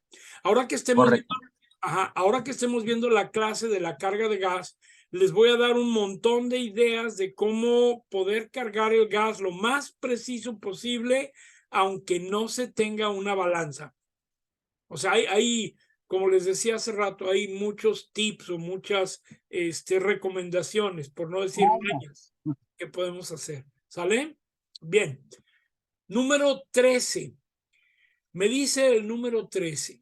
Una vez realizado el paso anterior, deberemos encender ya el motor del aire, del motor del automóvil, y luego deberemos activar el aire acondicionado. Hay que observar que se active el compresor y deberemos también de observar que los abanicos del sistema entren, que si son abanicos eléctricos, enclochen, si es fan clutch también, que se sienta que está trabajando. Es decir, si nosotros, después de hacer la carga de gas, arrancamos el motor, lo primero que hay que salir a ver, Francisco Antonio, lo primero es si los abanicos entraron. Si no entraron los abanicos, interrumpan todo porque no está prendiendo el compresor. Ahí ya podríamos pensar, Cristian Moroyoki, que lo que tenemos es una falla eléctrica, porque por alguna razón el compresor no activó y no activaron los abanicos. Ahí ya entramos a otro departamento del que hasta hoy no hemos hablado mucho, pero lo normal debería de ser que prendan los abanicos y que prenda el compresor. Ya no podríamos decir que hay que puentear algún sensor de presión o que hay que esperar. No, porque como tú acabas de cargar gas, Luis Urquiza, le acabas de completar su nivel de gas que llega, de acuerdo a lo que dice el fabricante, entonces se supondría que todos los sensores ya alcanzaron sus valores y permiten que el compresor y los abanicos activen. Si no activaron, entonces quiere decir que hay algún problema de origen eléctrico. Hay que interrumpir el proceso. Podríamos decir que ya lo de refrigeración ya está. Ahora tendríamos que reenfocarnos en empezar a buscar por qué no está entrando el compresor ni los abanicos. Pero ya lo vamos a ver ahorita más adelante en lo eléctrico. Pero si todo entró bien, si prendieron los abanicos y se activó el compresor, entonces número 14, ahora procederemos ahora sí a verificar la presión de trabajo en ralenti, tanto en alta presión como en ¿dónde? Como en la baja presión. Ahí es lo que vamos a ver. Y vamos a hacer el cálculo de lo que estuvimos peleándonos ayer. Bueno, no, que estuvimos aclarando ayer cómo calcular la alta presión y cómo calcular la baja presión. Si redondeamos números, redondeando, La baja presión debe de quedar entonces entre 38 y 42 libras, la baja presión. Y la alta presión puede quedar desde 175 hasta 315. Eso va a depender de la temperatura del medio ambiente, lo que estábamos viendo ayer. Si después de al menos 10 minutos en operación, el sistema de aire acondicionado con la velocidad del blower en la alta posición, es decir, en el número 4, entonces se podrá comprobar la temperatura de salida del aire por el ducto principal, la cual dijimos que puede ser por el orden de unos 10 grados centígrados. Te da menos de 10 grados, qué chulada. Te da mucho más de 10 grados, te da 20, te da 25 grados. Entonces, Antonio López, no le echemos la culpa que algo nos quedó mal. Hay que recordar que muchas veces el blower no está trabajando bien, el filtro de aire de cabina no está trabajando bien, las compuertas de la mezcla de aire caliente con aire frío no están trabajando bien. Entonces podría ser ese un problema. Pero si todos los controles de cabina del vehículo están trabajando correctamente, entonces la salida central debería de oscilar entre unos 8 y 10 grados en el ducto principal. ¿Cuál es este? El que se encuentra generalmente en la columna de instrumentos, el que está en la parte media del tablero. Ahí, entre 8 y 10 grados sería genial. Tomamos en cuenta que la temperatura del medio ambiente o del interior del vehículo puede ser un factor que afecte a esto. Por eso, para llegar a hacer esta prueba, Cristian, Gabriel, es sugerido que las ventanas estén cerradas y las puertas también, para poder permitir que el cambio de temperatura en el aire se logre y tengamos entonces esta temperatura de salida. Ahora, si todo lo anterior se ha logrado correctamente, si vamos bien hasta aquí, entonces ahora lo que vamos a hacer es que vamos a bajar la velocidad del blower, del motor, lo vamos a poner en el número 1. Y al llegar al número 1, vamos entonces a observar que el compresor de manera automática empieza a prender y apagar. Aprender y apagar. Ojo, cuando estaba en el número 4, en el paso anterior, no apagaba el compresor. Se mantenía enfriando bien machín. Pero ahora que lo bajamos al número 1 o al mínimo, entonces la temperatura de aire de salida del ducto principal, que a lo mejor estaba en 10 o en 8 grados centígrados, a lo mejor empieza a descender. Se nos baja de 8, 6, 4, y cuando va bajando de 4 es cuando el compresor corta. Eso nos está indicando que va a empezar a prender y apagar.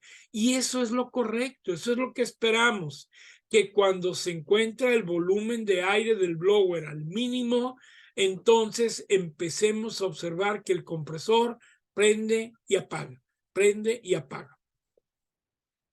Así llegamos entonces al final, al punto número 16, en donde nos dice todos los datos finales, como presiones, temperaturas, carga de gas en peso, cuánto le metiste, deberán entonces quedar registrados para que tú lleves el control correcto de la reparación, de la garantía.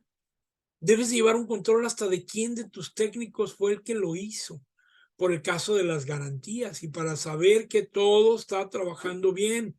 Entonces, ¿quién realizó el proceso? Y ya tú vas a valorar o vas a determinar si esta hoja con datos que tú llenaste, si crees o valoras conveniente entregarle una copia al cliente. Si no lo haces así, por lo menos que quede una para tu archivo en donde tú vas a tener los datos de qué auto era, de qué color, qué marca, qué modelo, el motor si era lineal o transversal, de cuántos cilindros, si era un sistema TOC, si era un sistema BTX, etcétera, etcétera, etcétera, para poder completar o cerrar entonces ese punto de trabajo.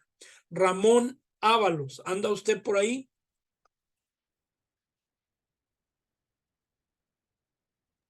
Sí, señor. Gracias. Estamos hablando que entre esta página que estamos teniendo ahorita aquí en pantalla y la anterior son 16 pasos. 16 pasos para realizar un servicio completo.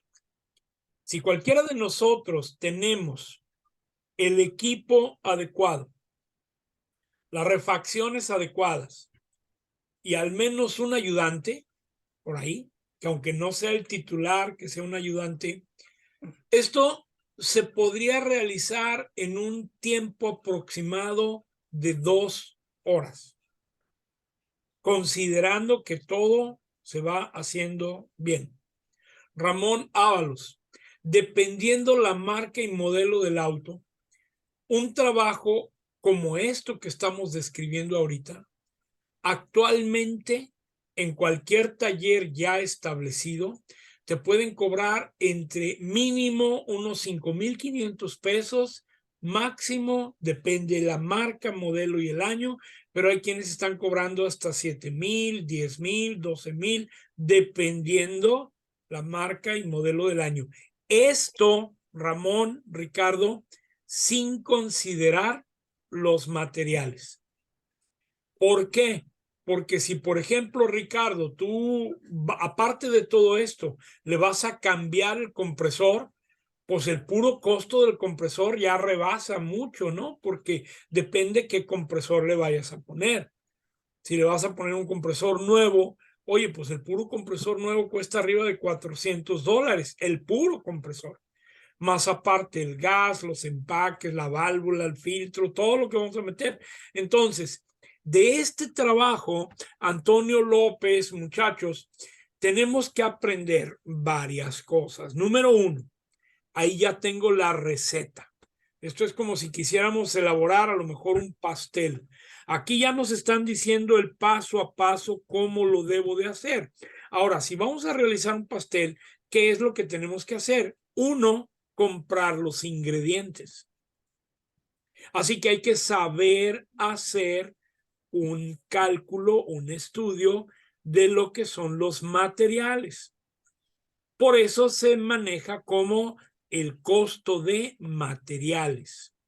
Número 2, el costo de mano de obra, lo que yo voy a cobrar por hacer todo este trabajo. En los materiales no está incluido seguramente las partes. Así que vamos conceptuándolo así. Número 1, materiales de consumo, como el gas, el nitrógeno, el aceite, todo eso. Número 2, partes de reemplazo, pues que hay que reparar una manguera, que hay que cambiar el compresor, que hay que poner el condensador, etcétera. Número 3, costo por mi trabajo, la mano de obra. Y número 4, en la conclusión de esto es, pues, qué garantía yo le voy a dar al cliente.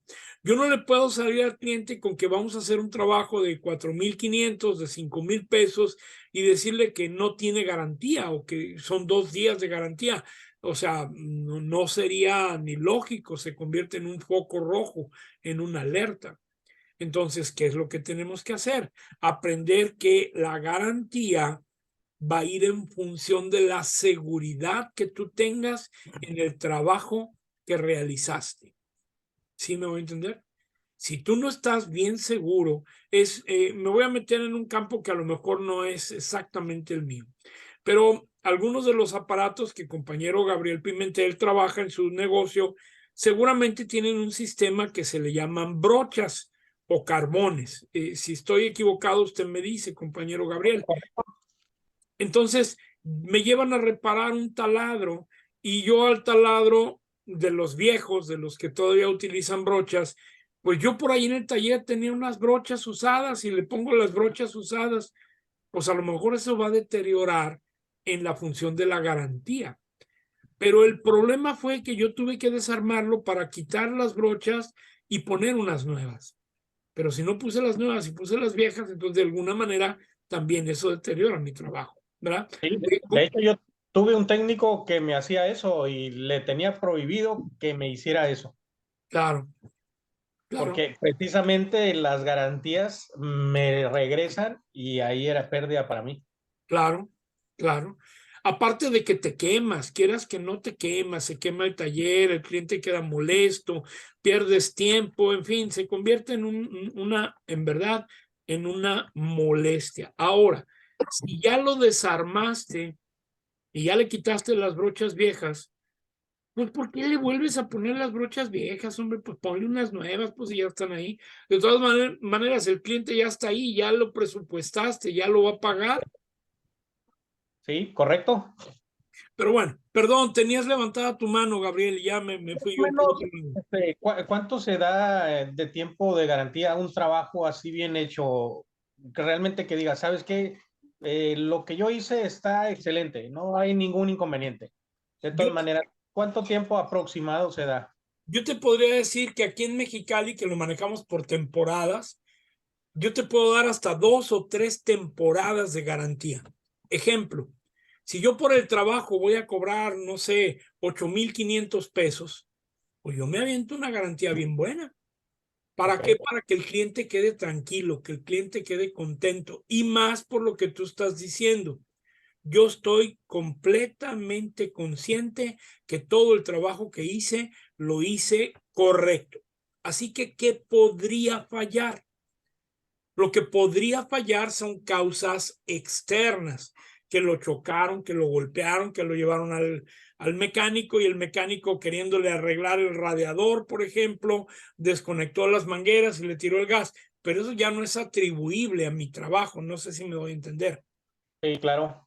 Yo, por ejemplo, he hecho trabajos en un momento dado de autos muy nuevos, que son autos costosos, en donde yo he cambiado, por ejemplo, compresor, para que te des una idea, el puro compresor costó alrededor de $450, si no recuerdo, y yo desde un principio le dije al cliente, mira, te voy a dar 3 opciones. Opción número 1, compresor nuevo. Y el compresor nuevo no lo garantizo yo, lo garantiza la tienda y trae 2 años de garantía. Número 1. Número 2, podemos meter un compresor reconstruido. Ese trae 1 año de garantía. O podemos meter un compresor usado, de esos que se traen en donde se desbaratan los autos. Yo me voy a adaptar a lo que tú me digas. Si me dices el usado que cuesta $100, me dices el reconstruido que cuesta $200, o me dices el nuevo que cuesta $500, yo de todas maneras voy a poner el compresor, el que sea. La diferencia es la garantía. Si le metemos el compresor nuevo que trae garantía de 2 años, mi garantía yo te la doy también de 2 años. Ok. Pero ya ahí ya depende de cómo se está manejando el presupuesto de partes. Muy bien. Digo, es una guía, ¿no? De cómo mencionarlo así. ¿Sale? Gracias. Órale, muy bien. Oye, ya no tuviste quebrada de hablarme hoy, ¿verdad? ¿O sí me hablaste y no te contesté? Se me pasó, se me olvidó, ¿verdad? Órale. Pero sí, la verdad, mañana sin falta sí le hago la llamada. Órale, gracias. Muy bien. Me urge comprar ese aparato. Órale, nos ponemos de acuerdo mañana, ¿sale? Gracias. Ándale pues. Antonio, veo tu mano, mande usted. Sí, profe, gracias. En caso de que esto del servicio full, ¿Sí? en base ¿cómo se llama? Se va a determinar en base al diagnóstico, ¿va? Que tengamos, que requiere el full. O sea, Claro. si ya detectamos que trae una fuga, se va al full, ¿va?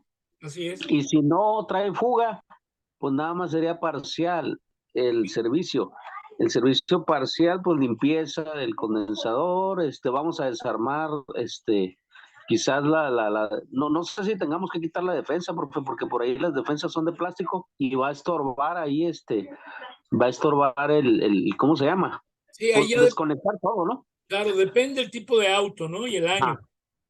Sí. Entonces, digamos, el trabajo de servicio parcial, ¿cómo lo podríamos cobrar? Ok, mira, hay muchas maneras de cómo cobrar. De hecho, yo tengo una clase preparada para cómo cobrar, pero así de manera rápida hay varias maneras. Una de ellas es que dicen, de acuerdo a la marca, modelo y año, es el proporcional de lo que yo te puedo cobrar. Es decir, incluso para mí, mira, yo tengo una Honda CR-V 2004. Échale cuentas. 2004, es muy viejita. Y si para un presupuesto de aire acondicionado yo la llevo a un taller y me dicen que van a ser 7,000 pesos, sinceramente se me hace mucho dinero porque es carro no reciente. No sé si me doy a entender. Ahora, si llega un cliente que me llega con un auto 2020 y yo digo, ah, caray, pues es un auto 2020, le doy el mismo valor de presupuesto, a lo mejor el amigo va a decir, oye, qué caro, porque allá a la vuelta me hacían un presupuesto de 7,000, de 10,000. Entonces, muchas veces eso también tiene que ver. La marca, el modelo, el año. Mientras más nuevos sean los carros, te permiten manejar tarifas un poco más elevadas, pero el grado de tu responsabilidad también tiene que ser más alto. Si yo trabajo con un auto 2004, 2002, 2000, 98, pues a lo mejor no le voy a poner el mismo cuidado que si es un 2023 que por alguna razón me llegó para acá. O sea, ¿cómo les puedo decir? Es importante el cómo vamos a cobrar independientemente de qué vehículo sea. Entonces, para eso, Antonio López, Ábalos, Cuevas, Francisco Antonio, Larios, Pimentel, Moroyoki, Froilán, Luis Urquiza, Leonardo, Antonio, yo ya elaboré para ustedes un tabulador de precios. ¿Cuánto se debe de cobrar según lo que hagas? O sea, ahí ya viene. Si es una falla eléctrica, si es un preventivo, esto, lo otro. Pero ¿cuáles son los factores que pueden afectar el presupuesto? Marca, modelo, año, grado de dificultad, etcétera, etcétera. Entonces, vamos a tratar de apoyarnos en ese tabulador de precios para que todos nosotros no hagamos lo que allá afuera se hace. ¿Qué es lo que allá afuera se hace? Que de repente alguien dice, oye, Larios, dame presupuesto para un servicio automotriz. Oh, pues yo te cobro 2,000 pesos, sale. Y luego voy con Pimentel y me dice, no, yo te lo hago por 1,800. Y luego voy con Moroyoki y me dice, no, pues yo lo hago por 1,600. Y luego me voy con Luis Urquiza y me dice, pues a mí dame 1,000. Y en lugar de que todos peleemos para ganar mejor, como que nos vamos mordiendo entre todos y a final de cuentas se hace un cochinero mal pagado. No. Mi consejo es que todos tengamos el mismo estándar de calidad, que todos hagamos más o menos el mismo trabajo, pero pues ahí ya van a entrar los grados de dificultad. Otra cosa que es importante considerar es dónde estás para hacer el trabajo. No podemos cobrar lo mismo a lo mejor aquí en frontera del norte del país, que en el centro del país, que en el sur del país o incluso que en Estados Unidos. Yo les comentaba hace unas clases atrás que en Estados Unidos simplemente por decirte qué tiene, es decir, por practicarle un diagnóstico, te pueden cobrar entre 40, 50, 70 o hasta más dólares. Nada más por decirte qué tiene. Y generalmente la gente lo paga. ¿Por qué creen que aquí en la zona de frontera hay muchísima gente que en lugar de hacer los trabajos allá, se vienen a que se los hagan acá? Porque en el cambio de precios hay una ganancia para ellos, un ahorro, y para nosotros también. Pero ojalá que eso que se cobra por acá o en Estados Unidos lo pudiéramos cobrar, no sé, igual en Querétaro, en Acapulco, en Ciudad de México. Lamentablemente hay diferentes precios. Entonces, ¿cuál es mi propuesta para esto? Mi propuesta es, Luis Urquiza, Froilán, que ustedes tengan ese tabulador y que de acuerdo a ese tabulador, ustedes hagan un estudio ahí mismo en su localidad. Y que hablen por teléfono, que vayan a un taller y que digan, a ver, ¿cuánto tú cobras por esto? ¿Y cómo lo haces? Oye, ¿me dejarías ver el equipo que tú tienes para hacer el trabajo? Y te salen con un compresor de refrigerador en lugar de bomba de vacío. Y te salen con unos manómetros todos molachos. Y te salen con que no tienen ni el equipo ni la herramienta. Entonces no pueden cobrar muy bien, porque no están utilizando equipo preparado para eso. No sé si me voy a entender. Aquí sucede mucho. Hay un taller, ojalá que no le pise los callos a nadie, pero hay un taller aquí que se llama Mireles, por ejemplo, que todo el tiempo en el verano lo vemos que tiene retacado de clientes. Pero cuando tú te acercas para ver cómo están trabajando, pues tú te das cuenta de las condiciones en las que están ahí. No tienen bombas de vacío, los manómetros que tienen están bien chafas, etcétera, etcétera, etcétera. Entonces, oye, no me cobres por algo que tú haces, pero con un mal procedimiento. No sé si me voy a entender. Adelante, Froilán. Adelante, profe. No, nada.